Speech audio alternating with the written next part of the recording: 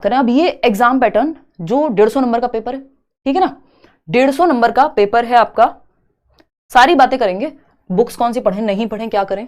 Total marks कितने, 150, चाहे paper 1 हो चाहे पेपर 2 हो, 150 नंबर का ही पेपर आता है। ड्यूरेशन भी 150 मिनट है, यानी 2.5 घंटा, अच्छा खासा टाइम मिलता है पेपर में।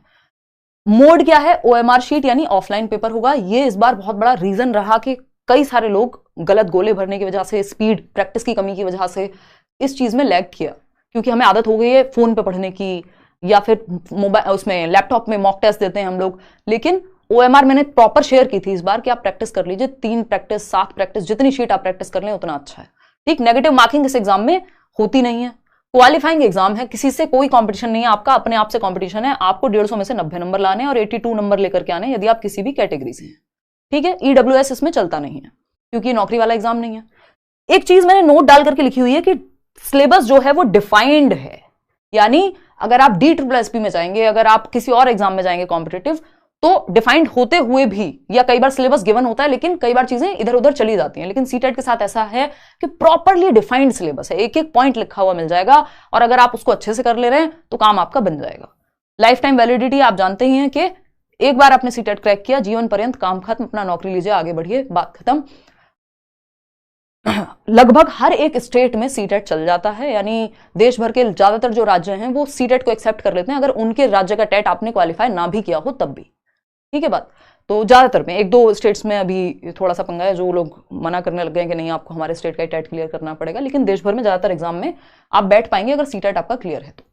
और प्राइवेट स्कूल्स के लिए भी आपका रास्ता खुल जाता है, हालांकि कुछ प्राइवेट स्कूल्स आज भी मिल जाएंगे आपको जो सीटेट के बिना भी चला लेंगे काम, बट वो फिर अगेन दिक्कत ही है।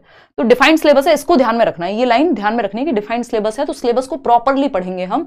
सिलेबस मैं शेयर भी कर दूंगी आपके साथ, सीटेट की वेबसाइट से भी आप उठा सकते हैं सिलेबस, है ना। 2-3 ही चीजें, अगर मैं सिर्फ 2-3 लाइन में लिखूं, अगर मैं सिर्फ 2-3 लाइन में लिखूं या 1 लाइन में लिखूं, आपका सिलेबस है ना जो दिया हुआ है वेबसाइट पे, उसको समझने में थोड़ी दिक्कत होती है।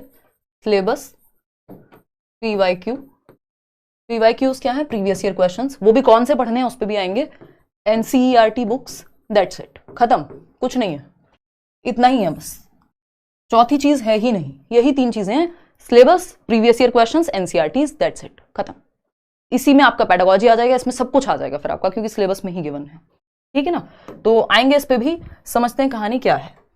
तो अगर हम पैटर्न की बात करें एग्जाम के, तो जैसा कि अभी हमने बात की, पेपर 1 पेपर 2 दोनों ही 150 नंबर के, 150 नंबर का आपका एक पेपर 150 नंबर का आता है, जिसमें 3 सब्जेक्ट कॉमन है, यानी आप अगर पेपर 1 की तैयारी कर रहे हैं तब भी आपको वही 3 सब्जेक्ट पढ़ने हैं, और पेपर 2 की कर रहे हैं तब भी सेम 3 सब्जेक्ट पढ़ने हैं, बस एक सब्जेक्ट डिफरेंट पढ़ेंगे आप यदि पेपर 2 के लिए जा रहे हैं, क्योंकि पेपर 2 में टोटल नंबर ऑफ सब्जेक्ट्स हैं 4 और पेपर 1 में है 5, ठीक है ना। इन 4 में से 3 जो है वो पेपर 1 पेपर 2 दोनों में कॉमन है, यानी 90 नंबर की तैयारी आपकी हो जाती है अगर आप बहुत अच्छे से पढ़ लेते हैं एक बार में।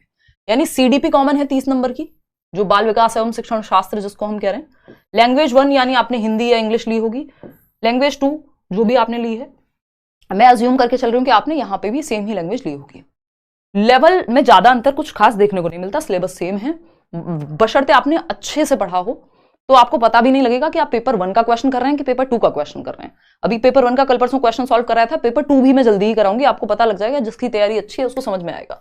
EVS और मैथ्स की अगर हम बात कर रहे हैं तो ये 30 मार्क्स के हैं, ये दोनों सब्जेक्ट मिला करके, यानी एक सब्जेक्ट बन जाता है पेपर 2 में। SST आएगा या तो 60 नंबर का, या साइंस और मैथ्स आएगा, वो आपके ग्रेजुएशन पे डिपेंड करेगा।